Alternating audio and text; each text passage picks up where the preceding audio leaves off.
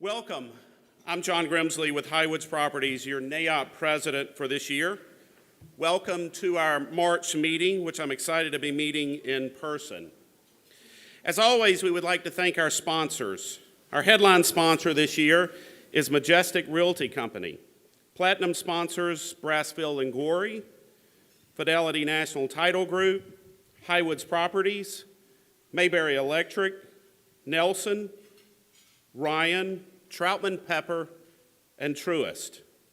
We're excited about our premier sponsors as well, Randall Paulson Architects and the Trammell Crow Company. Today I'll be highlighting two of our sponsors.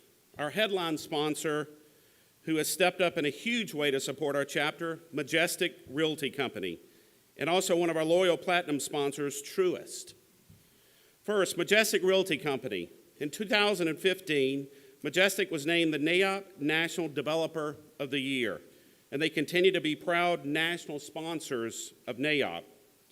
They have a 75-year operating history and are the largest privately held developer in the country with 87 million square feet of master planned business parks. Majestic has offices in Los Angeles, Dallas, Fort Worth, Austin, Portland, Salt Lake City, Phoenix, Las Vegas, Denver, Bethlehem, Pennsylvania, and of course, Atlanta. Since the Atlanta office's inception in 1998, they have developed over 20 million square feet of industrial space in and around Atlanta metro area and central Florida. Though they specialize in industrial development, they continue to broaden the scope of their business outside of industrial. They recently completed Hotel Drover in Fort Worth and have multiple high-profile retail, hospitality, and multifamily projects in their national pipeline. We thank Majestic. Truist, our platinum sponsor. Truist Financial Corporation is a purpose-driven financial services company committed to inspiring and building better lives in communities. Formed by the historic merger of equals between BB&T and SunTrust in December of 2019, Truist has leading market share in many high-growth markets in the country. Headquartered in Charlotte, North Carolina, Truist is a top 10 U.S. commercial bank with total assets of $541 billion as of December the 31st, 2021. The Truist commercial real estate platform and industry knowledge allows the bank to cover clients across broad spectrum REITs, including REITs, private equity real estate funds, national and regional development companies, along with seniors and affordable housing. Currently, the bank has more than $25 billion in committed capital to CRE clients.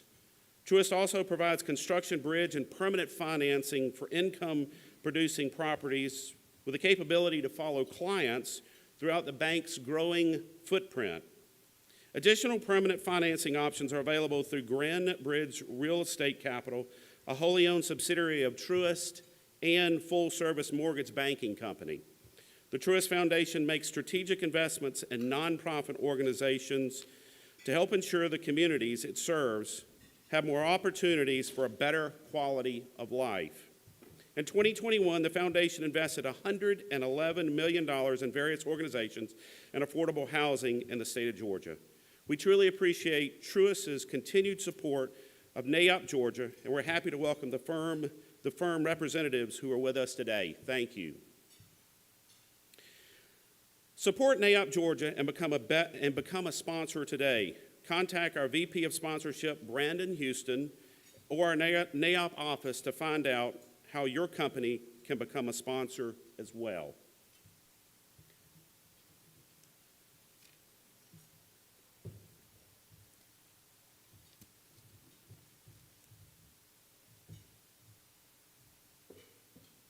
Good morning.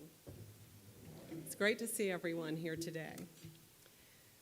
On behalf of the Advisory Council, the Board of Directors, and this chapter, today we are going to remember a friend that we lost in February, Greg Walls. Greg loved the commercial real estate industry and began his career, which lasted 41 years at Northwestern Mutual here. Many of you in this audience know him and loved him. He served as president in 2003, and he also served on the National Board of Directors from 2005 to 2008, a couple of those years as our national treasurer. No small feat, but Greg loved it. He was kind, he was generous to a fault, and he was a larger-than-life character when he laughed.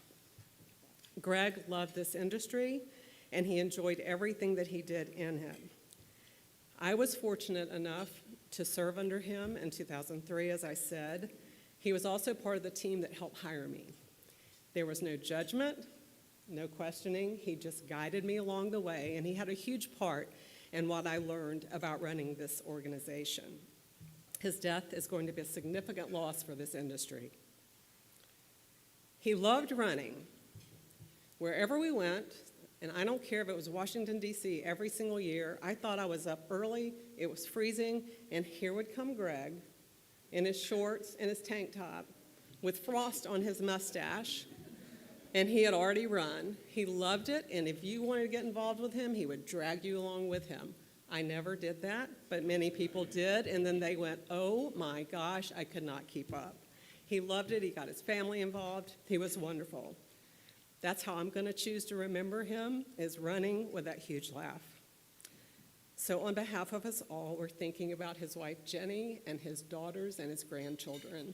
Let's just take a moment to remember the wonderful person that was Greg Walls. Thank you.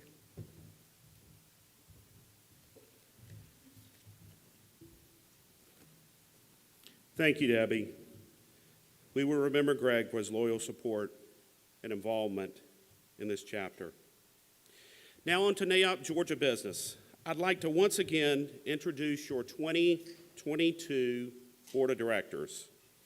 Yours truly, Suzanne Markley, Emily Cannon, Jennifer Kuntz, Greg Bowler, Annie Baxter, Ryan Woods, Mike Wells, Amy Curry, Ryan Hoyt, Brandon Houston, Christine Curry, and our immediate past president, Shep Dinos.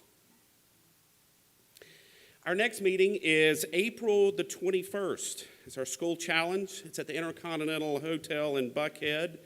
We have 4 universities competing this year: Emory, Georgia State, Georgia Tech, and the University of Georgia. The written presentations are in, the judges are ready to score, and we'll reward the winning team on the 21st. This is an award-winning program, so you don't want to miss it. Registration opens this week, so be on the lookout for an announcement. NAIOP night, I'm excited, is next month. And we're all looking forward to a wonderful evening. April the 28th at the St. Regis. We did not get to host this event last year, and it's a sellout, but I hear there might be room for one more platinum table. So contact Debbie or the NAIOP office if you would like to sign up ASAP. Also, time is running out to reserve your hotel room if you'd like to stay at the hotel that night. Also contact Debbie or the office as well. We're thrilled to announce our entertainment for the evening. You've seen him on TV every weekend if you stay up late. James Austin Johnson, stand-up comedian, impersonator, cast member of Saturday Night Live, will be our NAIOP night comedian, sorry. Summer internship, moving along to that. Our diversity and inclusion summer internship program is well underway. Students have been interviewed by our team, and the top candidates referred to our partner companies. We already have several students who have been offered internship positions for the summer, and we look forward to introducing them to all of you in the near future. Thank you for the team that was involved with this and their hard work. Also, a huge congratulations to this team because they won the National Chapter Merit Award for this program during the Chapter Leadership and Legislative Conference back in February. Let's give them a round of applause for what they've done.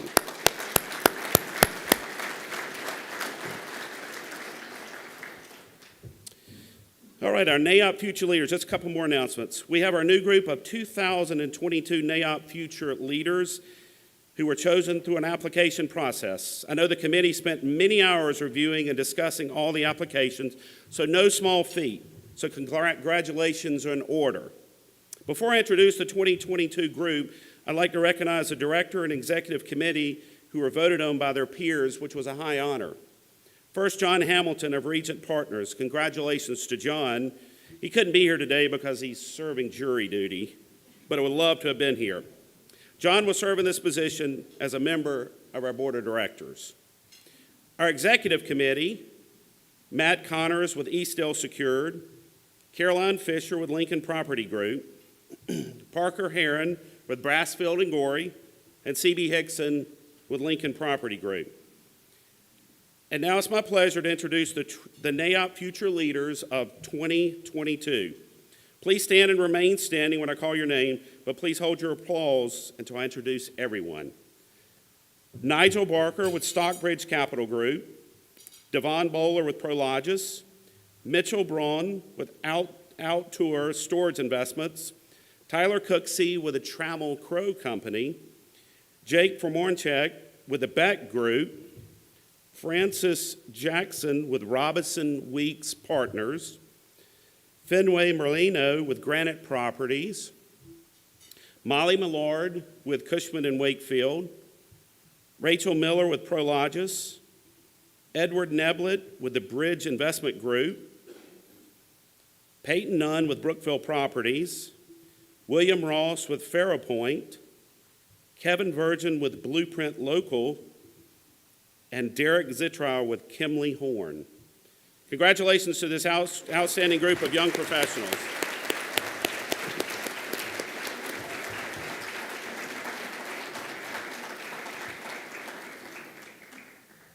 Now on to the program. I'd like to welcome one of our past NAIOP future leaders who now volunteers on the programs committee and help put this awesome program together. Mazeen Pourbandala from Patillo Industrial Real Estate will introduce our keynote speaker this morning, Senior Economist Mark Ventnor.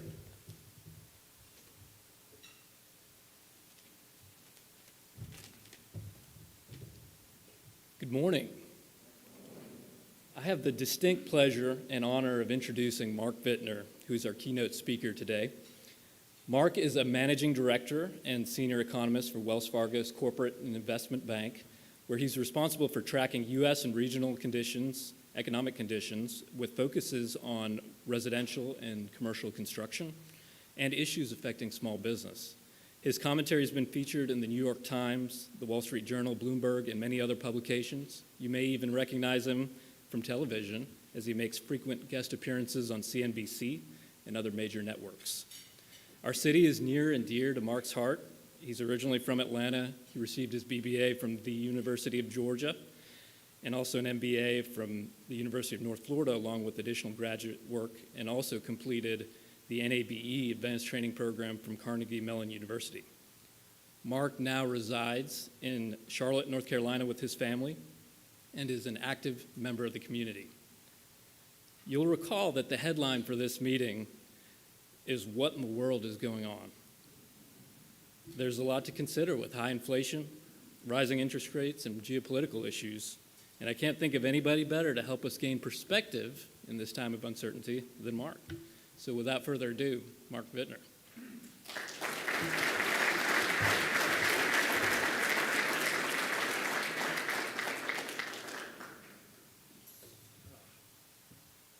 Yeah, there's quite a bit going on, that's for sure.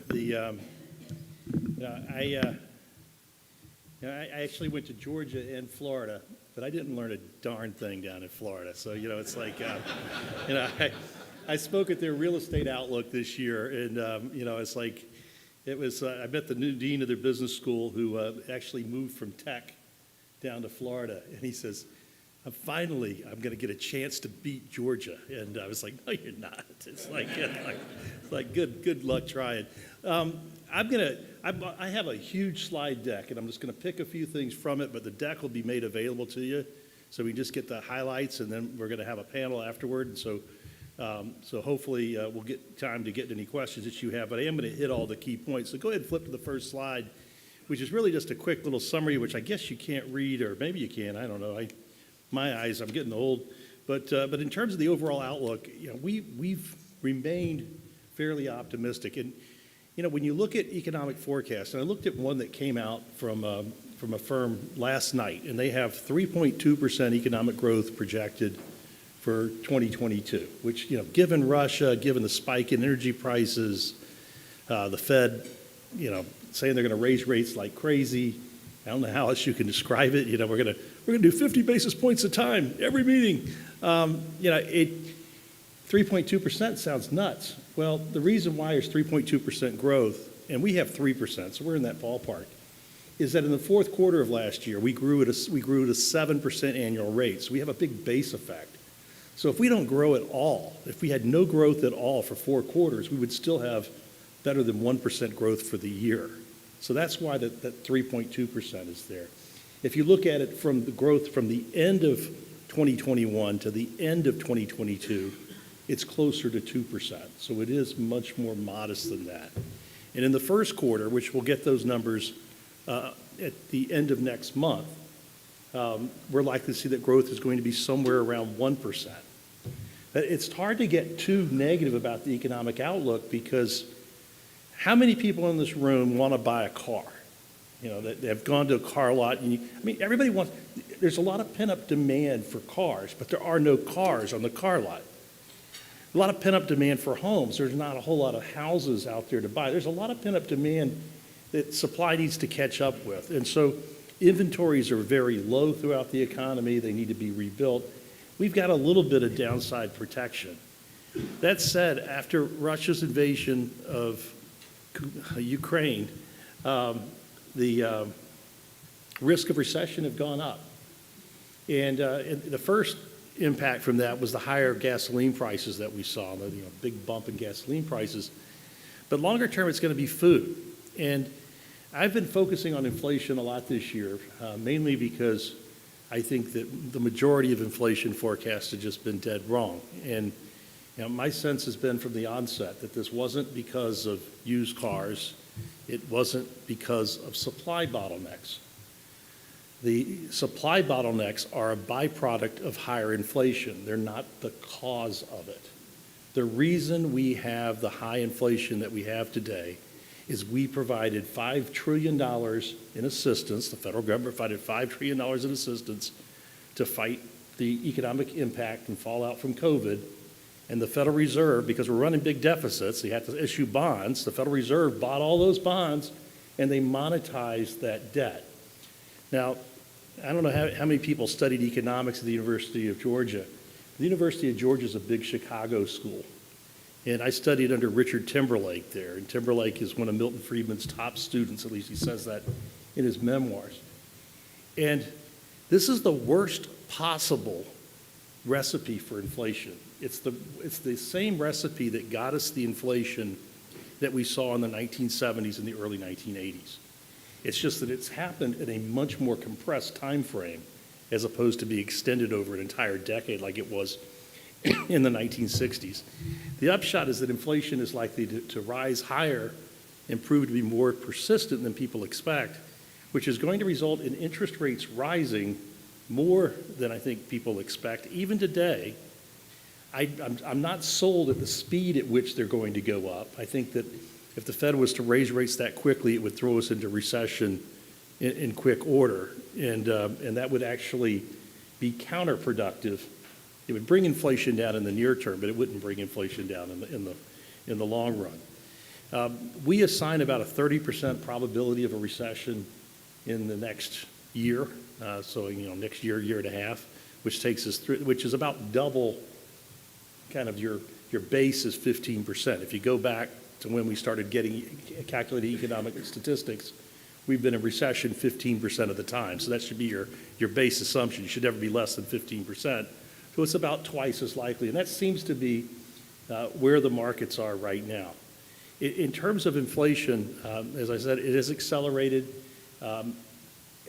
My sense is the reason why so many people missed it is that people still believe the Federal Reserve, everything that comes out of the Federal Reserve's mouth. One thing that people seem to have forgot is there is something called moral suasion, which is a part of monetary policy. It's also known as open mouth policy. where the Federal Reserve talks a lot. They try to influence the economy through their words. And a lot of folks that are at the Fed today are what's known as new Keynesians. And what new Keynesianism differs from old Keynesianism is they believe that containing inflation expectations is the key to containing inflation. And that's why we've had this extensive open mouth policy from the Fed. The other issue that we had is that there was a little bit of a showdown at the Fed, a power play where the left wing of the Democratic Party was pushing for Lael Brainerd to be the new Fed chair. And Lael Brainerd believes, and this is not, I'm shortening this up, that the Federal Reserve can use, monetary policy could be used to further social goals, whereas Powell's more of the traditionalist that if the Fed keeps inflation low, then everything else will take care of itself.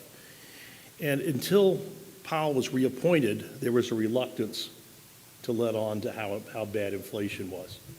And there's also a fundamental reason why we heard so much soft talk on inflation, and that is that a year ago, the pickup in inflation was fairly narrowly based. There was only a handful of items that we were seeing that prices were accelerating. Now, over 90% of the items in the CPI are rising at an accelerating rate, which in the past, when inflation has risen and accelerated in a broad-based manner, inflation has proven to be more problematic and more persistent. So I'm kind of going to the basics on that. Well, one of the things that happens in a high inflation economy is that people will move from high cost areas to low cost areas because somewhere between 35 and 40% of your after-tax income goes to purchase housing, either rental or for sale housing so if you were to, in a high inflation environment, you don't boost your income, but you do boost your standard of living and your disposable income if you move from a high cost area to a low cost area. For most people, that means moving from closer to the city to the suburbs, or moving from the suburbs to the outer suburbs. For a large number of people, it also means moving from high cost cities like New York or Boston or DC to lower cost cities like Atlanta or Nashville or Charlotte. And we've seen this accelerated affordability migration across the country. In 2021, we had the slowest population growth on any given year going back to when the census started calculating estimates of annual population growth in 1910. But we had the largest movement from one state to another in 16 years. And only about 7 states accounted for the bulk of that increase. And Georgia was one of those 7 states. The last point that I have on there is that this year, it's almost anticlimactic now. Monetary and fiscal stimulus is winding down. I knew that Build Back Better was not going to happen. It's one of the rare times in government that I've seen a politician make a decision off a sound economic judgment.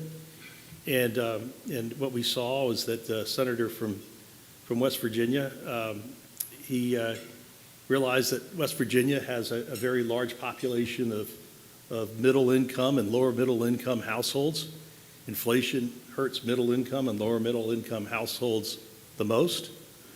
And the impact from Build Back Better on inflation was going to be greater than any incremental assistance to the people of West Virginia. So he made a very sound judgment in defeating that. And I'm glad that, as an economist, I'm glad that we didn't do that because I think that we would have been looking at mid-double-digit inflation had we gone down that road. Monetary policy is also going to be less stimulative, obviously. And given that we're started at 0% on the federal funds rate, less stimulative is the right word. I mean, it's not going to be really restrictive until we get the federal funds rate around 2%. Our latest forecast, which will be updated next week, but our latest forecast has the Fed raising rates 6 times this year, and one they've already done. I would imagine we'll be at 7 or 8, the equivalent of 7 or 8, that we probably have a 50 basis point increase in there. But I'm not so sure that the Fed can do that. I really think that the ability of the economy to to withstand that much of a rate increase is just not there. I don't think it's as strong. The other issue is that they want to bring inflation down. Inflation's not going to come down. Food prices were expected to be up 8% this year before Russia invaded Ukraine. And that's, it's a big grain supplier, big wheat supplier. We grow a lot of wheat in the United States, but we had a horrible harvest last year because of the drought in the West, which hasn't gotten any better. So, food prices are going to be up quite a bit. Raising interest rates is not going to produce any tangible results, and that may cause them to push rates even harder.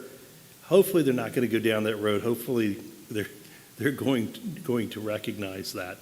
I'm going to go ahead and flip through some of these charts real quick. I want to make sure that I keep everything on schedule. The first one I wanted to show you, though, is this is the Fed's geopolitical risk index, and it's kind of interesting that the geopolitical index actually worsened more after Russia's invasion of Ukraine than it did after COVID.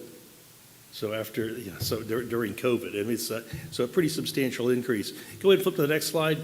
And I prearranged these because we're one more, I think. Yeah, there you go.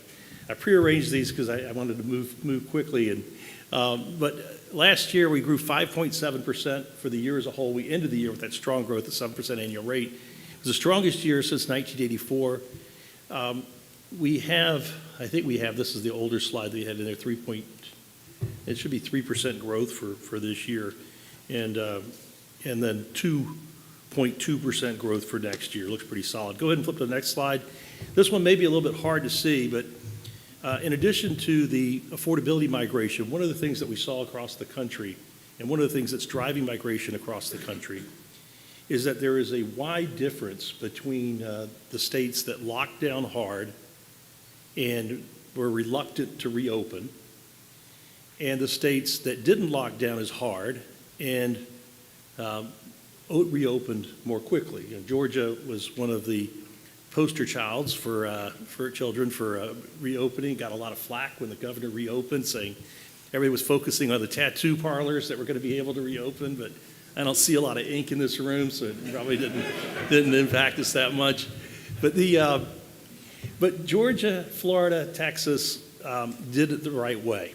And really what the difference was, because I cover all the states, is that in some states, in California being a good example, they said, listen, you've got to be an essential business to reopen. If you're not an essential business, you need to remain closed. I don't care how much money you put into your business, we're not going to let you reopen.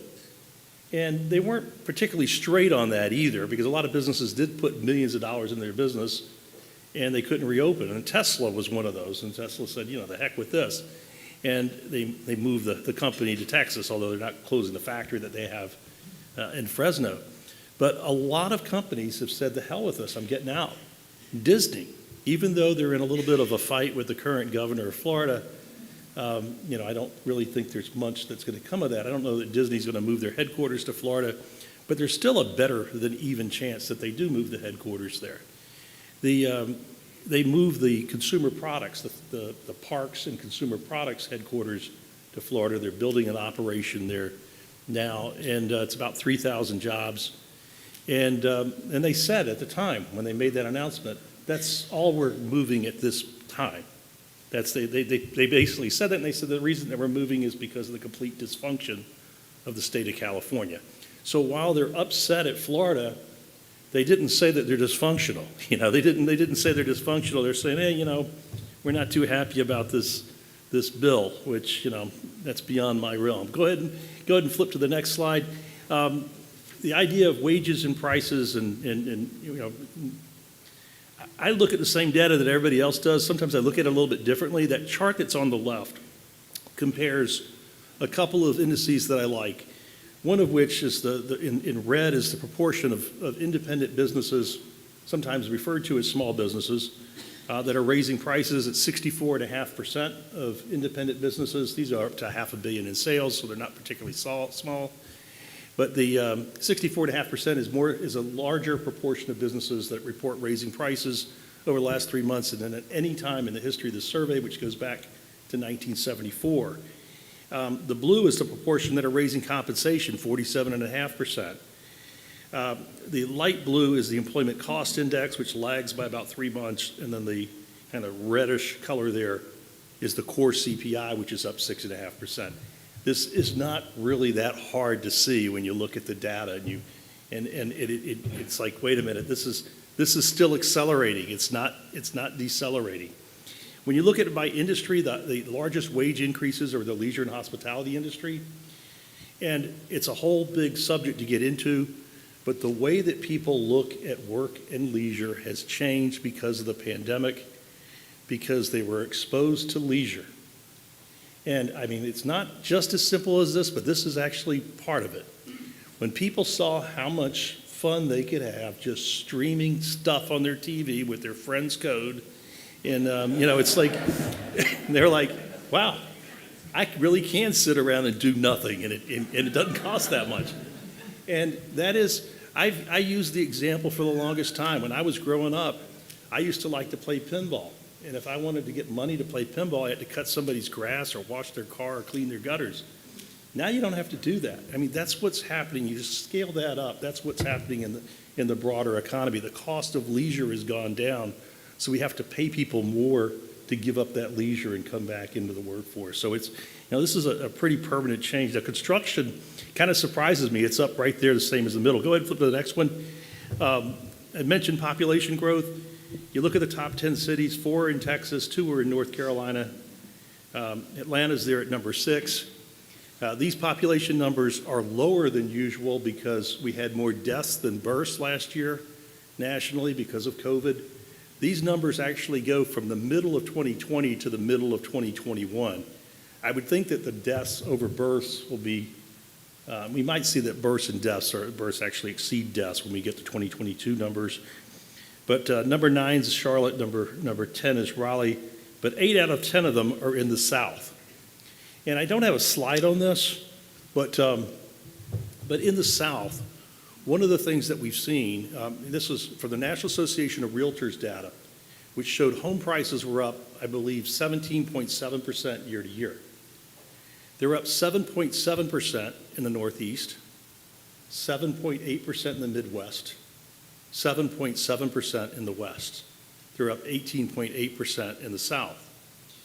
In the South, the median price is lower than it is nationally by about 17%. But the proportion of homes in the South that have been sold between $500,000 and $1 million is up about 45% over the last year, because we've had all of those folks that have sold homes in New York and come down here with a lot of cash and are able to buy homes at better prices. Flip to the next slide. This slide is the proportion of consumer, I'm sorry, it's not the proportion, this is just real spending on goods, purchases of goods adjusted for inflation. So it's the volume of stuff. And you can see how it dipped down after the Great Recession. It popped up after COVID and after all the money that was given.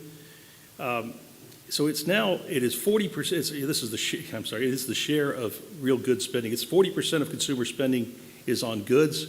It's way above its trend. But the reason why the ports are backed up is not because we forgot to unload ships or that we're short truck drivers.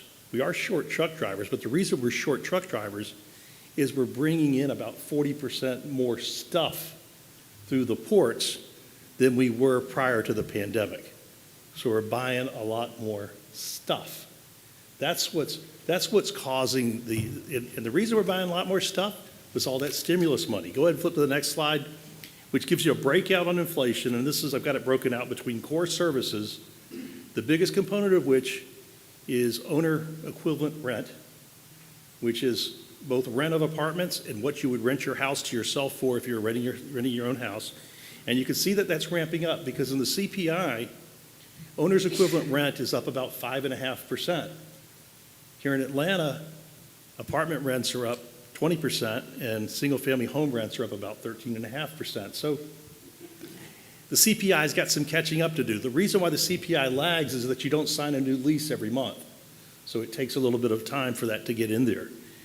The area in blue is core goods, and that's where car prices show up, and car prices are part of it. If you went to buy a new car today, you're either going to pay sticker if you get a really nice dealer, or 20% above sticker if you got one that's still trying to rake in the money. That's part of it. Part of it is also that China is no longer subsidizing the export of goods to the United States. They were doing that for a long time. They're not doing that anymore. And the way that they're getting that back is through higher shipping costs, primarily in China. They're moving their model to be more of a focusing on boosting domestic demand and making their domestic population happy. They're not really interested in being an export platform to the United States. So that is a big change, because from 1999, when China gained entrance to the World Trade Organization, to 2019, that dark blue line was negative the entire time period. It's now likely to be positive going forward. So not only is inflation going to be surprisingly higher in the near term, when it returns to normal, that new normal is going to be slightly higher than 2%. Go ahead and flip to the next one. I'm just a couple more left here. In terms of commercial real estate, office vacancy rates, you look at the best, on an overall basis, 40% of office workers are back at the office in the latest week, according to Castle Systems. Dallas, Texas is #1 in that. Cities that people tend to rely on mass transit, like New York, Boston, DC, San Francisco, they're the lowest at around 30%. Most of the country is planning on going to like flexible work schedules, 3 days in, 2 days flexible. In those transit-oriented cities, they're looking at doing the opposite, 2 days in, 3 days flexible. So it'll be interesting to see what happens there. Apartment vacancy rates near an all-time low, industrial vacancy rates at an all-time low. I am a little worried that we may overdo it on rebuilding inventories, but that's such a concern given where we are today. The other thing that's a little unique is that retail vacancies have come down, because with so many people working from home and working remotely, they've had more time to go to the store. Go ahead and flip to the next slide. Looking at commercial property prices, on an overall, the all property index is up 20%. It looks like a hockey stick. That's the one on the left. The only one that's not up a lot is offices, which is up 11.8. I don't have hotels. Hotels would probably be up less than that. But apartments up 22.5%, retail up 20, industrial up 28.1. And you look at the right, you look at cap rates. Apartments are there at the bottom there. Not surprising, apartment cap rates tend to be lower, but down to 4.7 nationally. Here in Atlanta, we're under 3. People are paying as much for apartments here as they are in New York, which is nuts. But industrial cap rates nationally 5.6. Here we've got a 3 handle on those as well. People are following all the folks to the south. Everybody wants to be in the south. I'm a little worried about what people are paying. But I'm trying to balance that with the idea that while our cap rates are incredibly low, they're not low when you compare it to other areas around the world. And we are attracting more and more capital from around the world. So, I mean, I think that you would think with interest rates rising that we're going to see a rebalancing there. Go ahead and flip to the next slide, which is the transactions. You can see the surge in transactions that we've seen. Go ahead and flip to the next slide, which is rents, and these are the national numbers. You can see that the real strength that we're seeing in apartments. On apartments, we're the exact opposite of where we were following the financial crisis. Following the financial crisis, young people graduated from college. They didn't have a job. They had lots of student loan debt. They had to live in the basement. Now they graduate, they have 5 job offers, they don't have as much student loan debt, and they're out there renting apartments like crazy. So it's just on top of that, it takes a lot of time to deliver things. Go ahead and flip to the next one. These are apartment asking rents by market. That one that's at the top is Tampa. Tampa may be the fastest growing metro area in the country right now, and it's largely being driven by technology, but just a remarkable resurgence that we're seeing in Tampa. Atlanta's pretty close there. It's the next highest, but you can see how Tampa seems to be gaining momentum. Lots of young people moving to Tampa. Flip to the next one, last slide that I have here on the U.S. and just a couple on Georgia. Yield curve's about to invert. You look at 10s to 2s. It has inverted if you look to 3, 5s, and 7s versus 10s. Those are higher than the 10-year. We put out a report yesterday talking about, hey, you know, the yield curve inversion doesn't mean as much in the post-QE era, which goes back to the Great Recession. I don't believe that.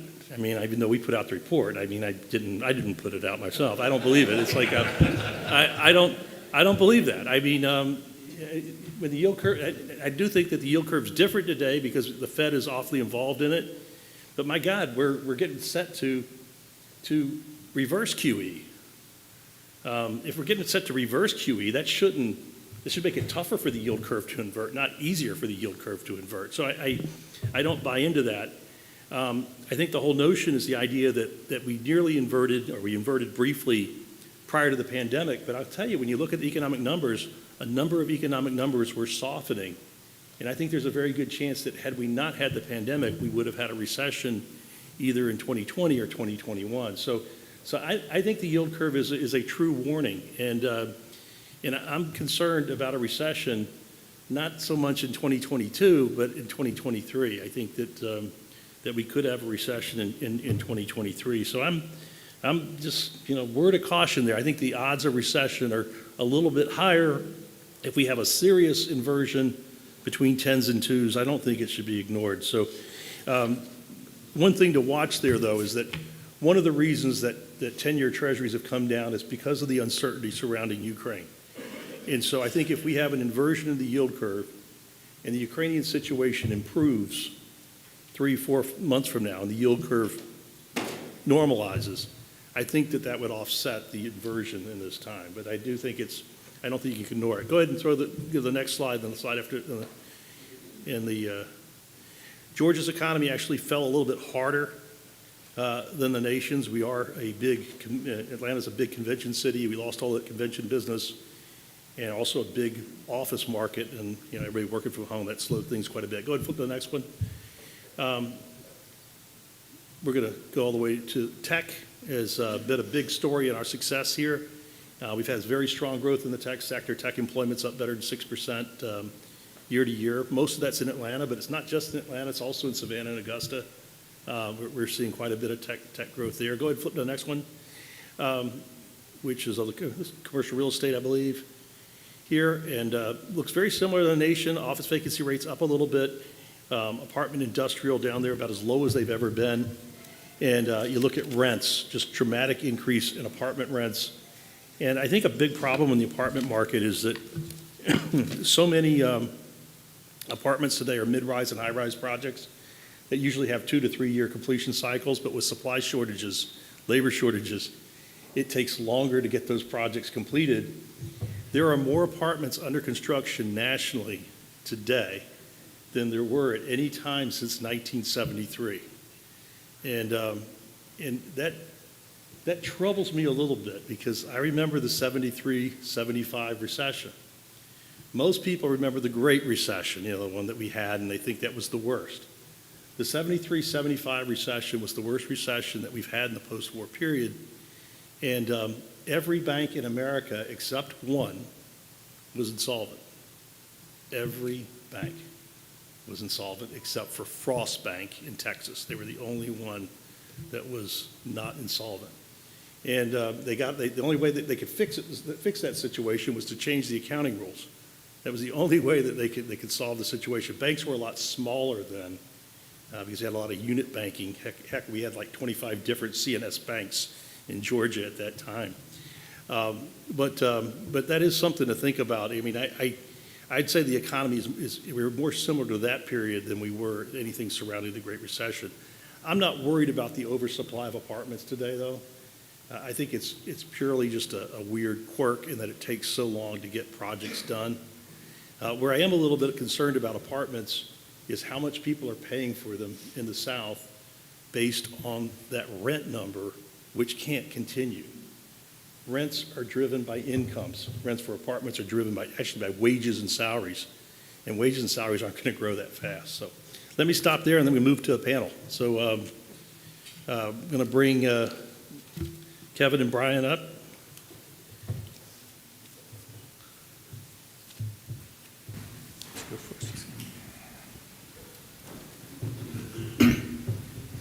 I think I stayed on schedule. Great.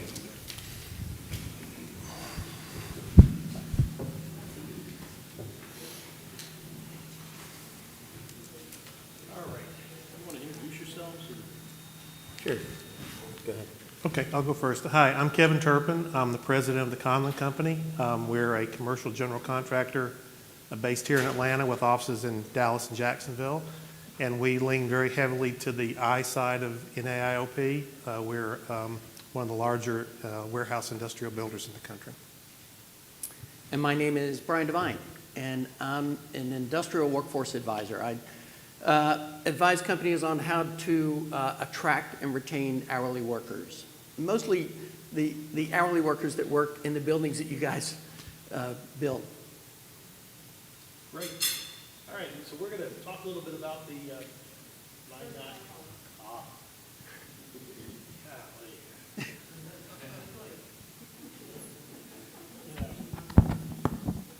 I went to Georgia, not Georgia Tech.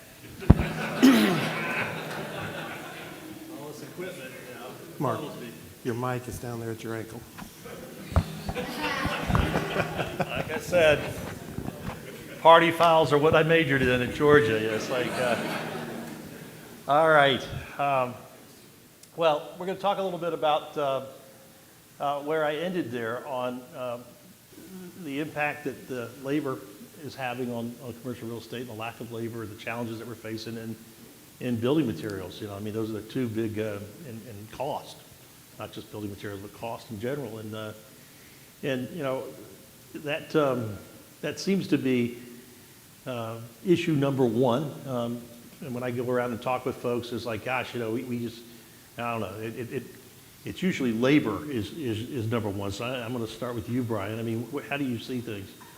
Yeah, it's important to understand that there is kind of a dichotomy. There are the hourly workers that have been affected so dramatically, think so much differently about their job than we do about our jobs. It's unbelievable. We did a survey for the last 15 years of thousands and thousands of hourly workers. And when they're looking for a job, the number one thing for them when they're looking for a job is pay rate. What's the starting pay rate? And it's pay rate, pay rate, pay rate, pay rate. And you mentioned it.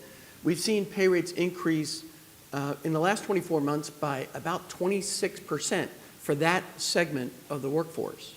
No, it's gone up a lot for everybody, but that segment, the lowest 20% of the workers, lowest quintile, pay rates have increased dramatically. And so the next thing that's important to them is a schedule. So it's a combination of a really good competitive pay rate and a convenient schedule for them. Now, many of the people in this room, you guys have an opportunity to work remotely. 1 day a week, 2 days a week, 3 days a week if you want. But if you're a construction worker, or you're working on a production line, or if you're working in a warehouse or distribution or e-fulfillment center, you have to show up. And that's a big challenge. They don't have an opportunity to sit at home. Now, you mentioned the stimulus that took place, all of that money that was spent. At the time when unemployment benefits were so generous, we couldn't get people to work. Many of you guys couldn't get people to work because the problem was, you know, these workers had a choice. They could sit at home and collect $16 an hour, or they could go to work and make $15. Let me think about this. What should we do? Yeah, it's kind of like a no-brainer. Yeah. And all those good shows streaming on Netflix, you know, like, Yeah. On your friend's yeah, you code. know, yeah, yeah. Well, Kevin, what do you think the greatest challenges are on the cost side, on materials, Right. cost of materials? Yeah, what I would tell everybody about the construction market these days is it's the most volatile that I've seen in my 35 plus years in the construction industry. You know, prior to early 2021, we could, for the most part, you know, feel confident guaranteeing our clients' cost and schedule. It's not that way anymore. When the steel started running up in mid-21, and just early 21 really, and plateaued at rates that were 4 times higher than we had seen for, steel joist and deck, those two major components of what we build. Then everything just kind of piggybacked onto that. Roofing has gone crazy, is up 250% since, pre-COVID times as far as cost. We can't get any guarantees on schedule from roofing manufacturers these days. They really have been difficult. The most difficult thing I've ever dealt with in the construction industry is just the my perceived lack of concern for what goes on in our industry and the ability to complete buildings on schedule and allow, y'all who represent tenants and developers to tell someone when you're going to finish a building and at what cost. It's a model that can't go on forever, and it's been terribly difficult the last handful of years, or last handful of months, I should say, from a cost perspective. Other things continually pop up for us that are new problems. Today, the big problem is electrical panels. We have seen electrical panels, major components. We have a large project for a large A-named e-commerce company, and they have we had hundreds of thousands of dollars worth of panels that were supposed to deliver 2 weeks ago. They just told us on the delivery date that they're going to come in September. Those sorts of things are crazy, and they have to. Our delivery date for the building is late July, so those things don't work. They don't work for us. They don't work for anybody in the room. Are those panels made here, or are they made overseas? They're mostly manufactured in the U.S., but a lot of the components come from overseas. I spent a time on a phone call last week with a senior representative from one of the electrical panel manufacturers, and he just kept talking about, part number 304 and part number 308 and part number 215, and this part comes from this country and this part comes from this country, and without any one of those parts, we can't make a complete breaker to make a complete panel. Well, I got one more follow-up here, and that is, since Russia and Ukraine, have we seen additional pressures on steel prices? We actually haven't seen significant pressure on the steel prices yet. The reinforcing steel took about $100 a ton jump here recently, which is 6% or 7% of their cost. They've been running about $1,400 a ton. Joist and deck, other structural steel has been reasonably flat. The Ukraine situation has really caused the jump in oil prices that have impacted fuel surcharges and anything that touches the oil market. Yeah. So what can we do? What are companies doing to alleviate the labor shortages? What are they? Yeah, that's a great question. So there are about 99 million people who are over the age of 16 who are not working. Now, 45 million of those people are over 65 years old. But let's call it 55 million people in that range, something like that. And those people are not working. And we have to get them working. We have to get them off their mom's couch in some cases to actually have part-time jobs even.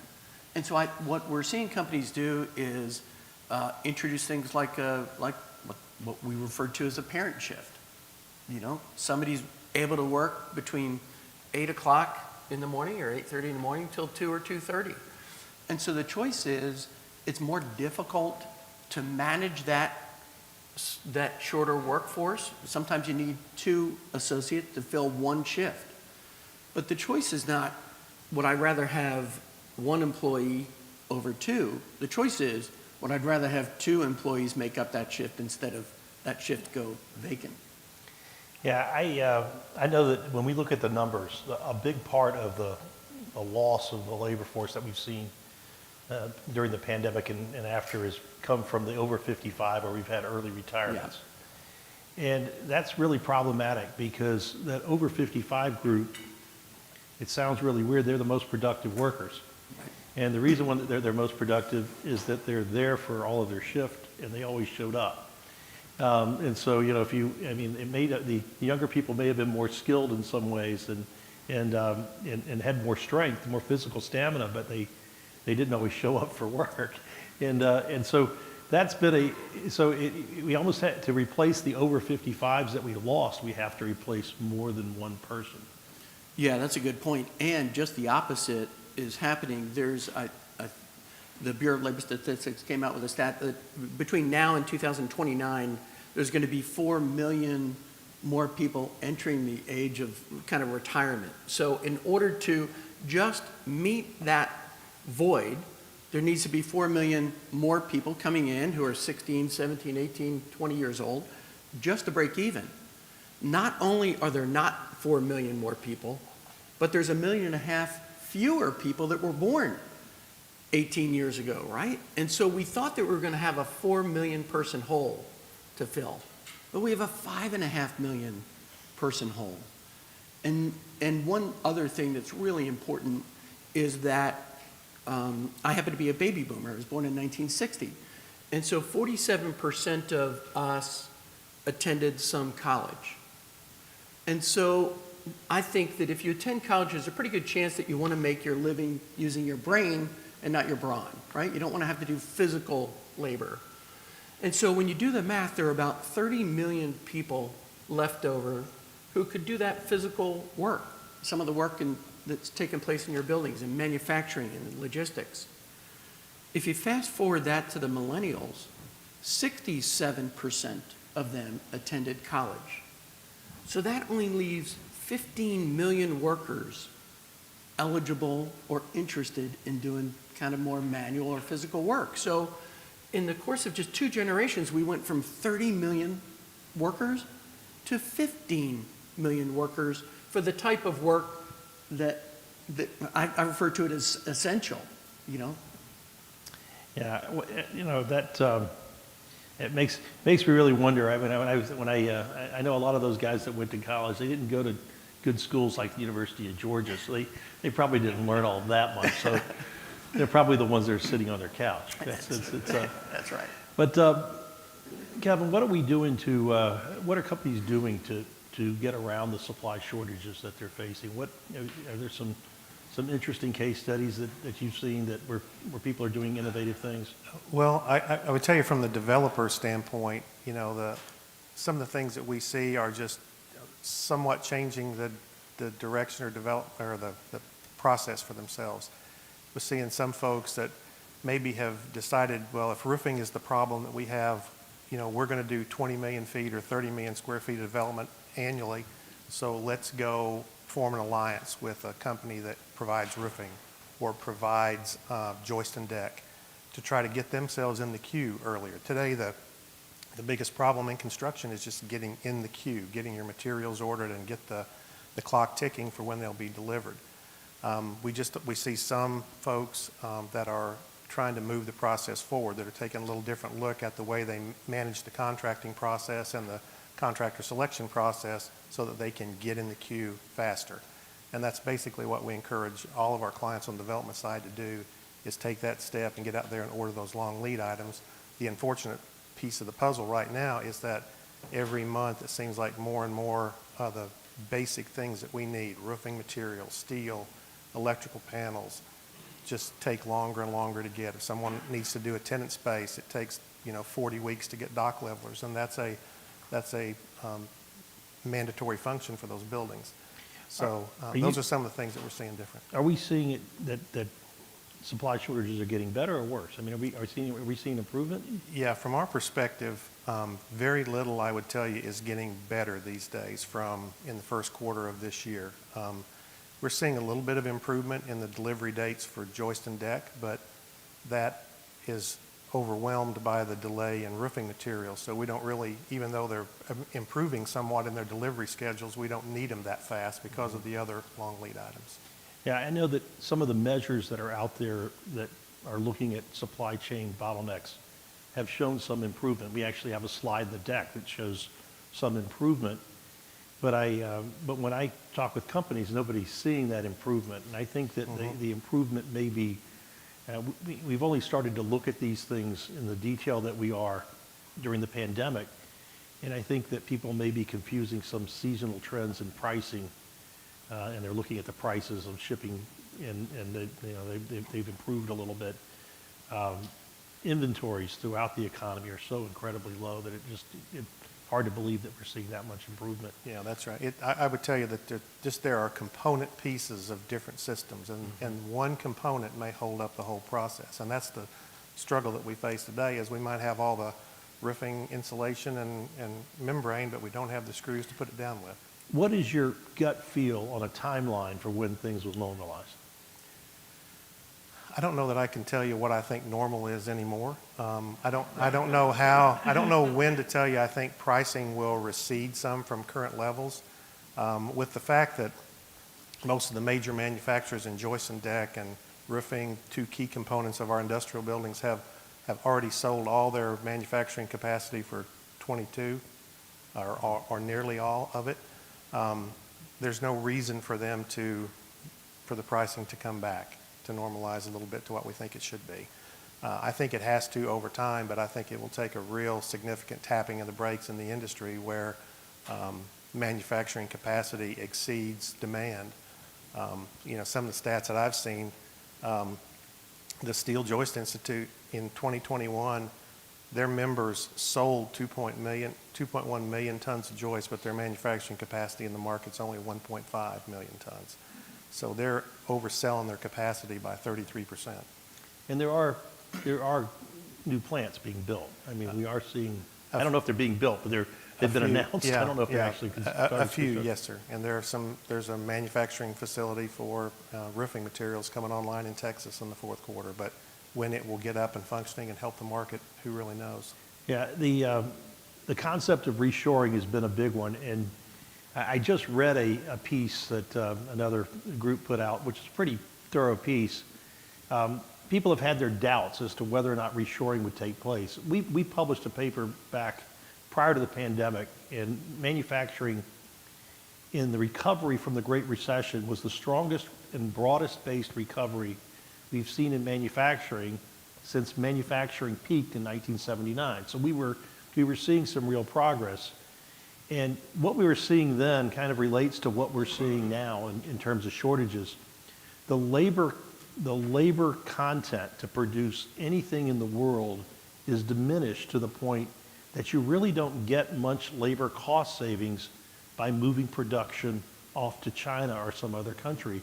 And so we were seeing that manufacturing was coming here, but the same issues that we're having getting construction workers, we're having getting manufacturing workers. And so I do think that we're going to see a lot more industry coming back. It's going to be a lot less labor intensive, a lot more capital intensive, but it's going to be a long way. I think that supply shortages are likely to be with us at least till we have another recession, and maybe that would reset it. I know that I've talked about a recession possibility in the near term.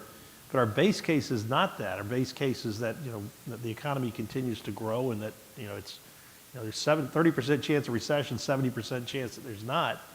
That so that would be well off into 2026, 2027, the typical business cycle length. So it's the supply shortages are likely to be with us for some time. Now, in terms of labor and getting these folks off the couch, what is it that we have to do? And I want to open this up for the audience in just a second here, but what do we need to do from a public policy standpoint to get the folks off the couch? You have to entice them. You have to make it better financially for them to go to work and make arrangements for their child care and transportation and all that stuff. You can't make it can't be too easy to stay home, honestly. And we've made it really easy for people to stay home. Yeah. Yeah, we're in a little bit of a rough spot here in terms of labor force participation for women primarily because of the child care gap that we have. When you look at the labor force participation rate, we're 1 percentage point below where we were prior to the pandemic, and it's all women. Men are back in the workforce, and it's because women primarily have to take on the child care responsibilities, and also a lot of the jobs that have not come back tend to be in industries that disproportionately employ women. Yes.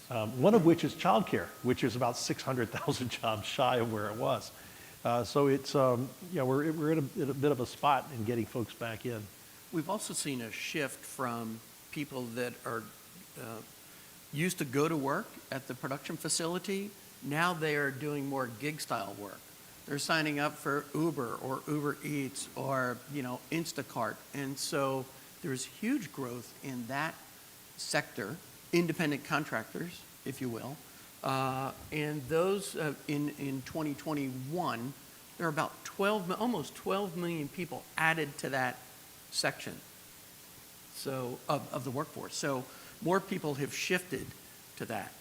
I personally know people that have left a full-time job, and now they're either driving Uber or they're doing that part-time to supplement their income.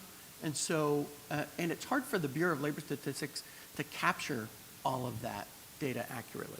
Yeah, I tell you that it's kind of an odd note on here is that, we deal with a lot of different companies, and I was talking to the CEO of one of the large pizza chains, and he said that their driver shortage is because of that. He said that typical driver, the pizza delivery guy, makes $25 an hour working for one of the chains. They would rather earn $20 an hour driving for Uber Eats than earn $25 an hour working for one of the chains, because they can choose when they work. And so that's an issue that I think relates more broadly throughout the entire economy. So let me stop there and throw it open to the audience. And I don't think we have a microphone, but just talk loudly. We'll repeat the question, and feel free to ask about anything that we covered here if you want any questions about the economy.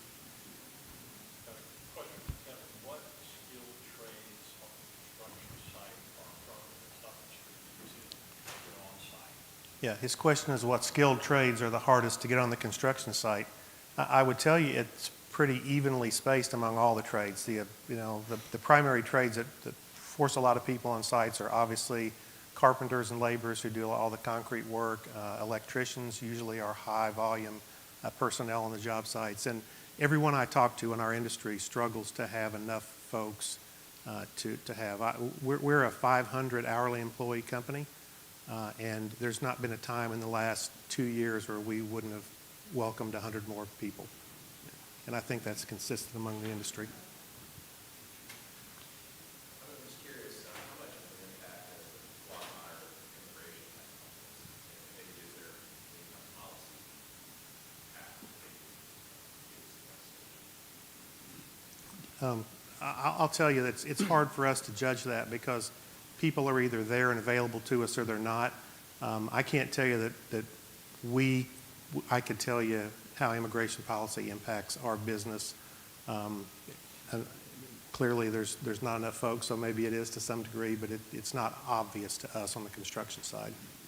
Yeah, my take on how immigration is, our immigration policy's backward, and we don't have as many people coming in with the skills that we need. I mean, if you were to make me the czar and say, Mark, fix this, what I would do is I would negotiate with Mexico to build an Ellis Island type facility 100 miles inside of Mexico and say, listen, if you're going to come to the United States, you're going to have to get processed through here. And said, and for high skilled jobs that we need, I'd say, hey, you can get immediately in the U.S. if you have these skills. What would happen is that all of a sudden there'd be all sorts of training organizations that would set up right around that facility, and we would get more trained workers. I mean, that's not the only reason that we have immigration in the United States, but what we're defaulted to right now is that most of the people that come over illegally are, I guess that's the right word. I don't mean any offense by that, but they're not likely to be your most skilled workers. Your most skilled workers are going to take that chance. They're not going to risk. They've got other options. They don't need to risk their life to do that. And so we've kind of turned a blind eye to immigration for folks who are less skilled, but we're making it very tough for people with skills to get in the country.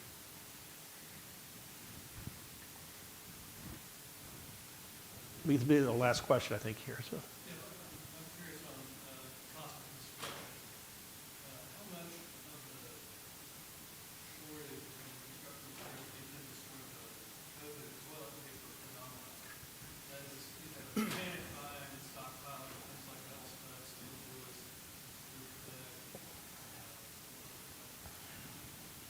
Well, I would tell you that most of the comments that we get fed back to us from the subcontractor community really is an issue of just manufacturing. I've spent more time on phones with the actual manufacturing executives in the last 6 months than I had in the entire balance of my career because there were never these sorts of issues.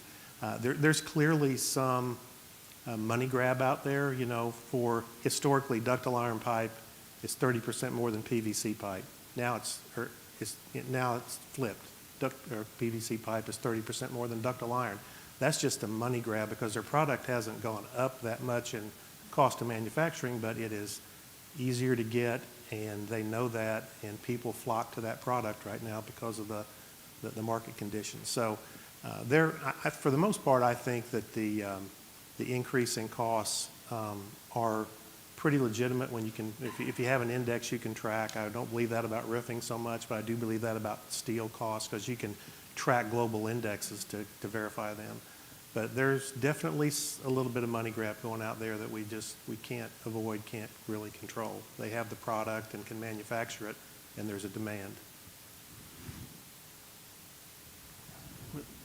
Yes. One more.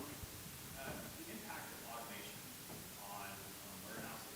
We're developing some buildings now that are converting heavily to automation. Can you talk about just the impact of automation? Yeah, thank goodness for automation, because there aren't enough human beings to do the work. As a matter of fact, right here in Atlanta, the biggest, there's a MODEX show going on at the World Congress Center, and it's the biggest trade show of its kind in the country, and there's a million different robots out there and all types of automation. We need it desperately because we're not going to have enough humans. So those warehouse jobs are not going away, but they'll be able to run a warehouse that normally would have 200 people, get the same output, same productivity with half that. So thank goodness for automation because we need it. Thank you, Mark, Kevin, Brian. What an excellent program.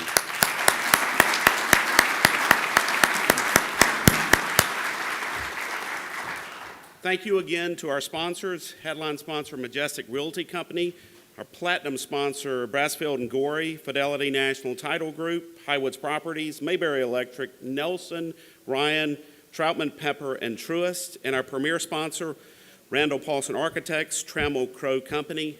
And I'm going to go off script 1 second. I want to say congratulations to Debbie Koenig, who was awarded our National Merit, our executive at our leadership retreat for a chapter executive. It's a great honor because there's a lot of great clubs, or I should say chapters throughout the U.S., and she's done a great job for 2021 and for the past 20 plus years. Let's give her a round of applause.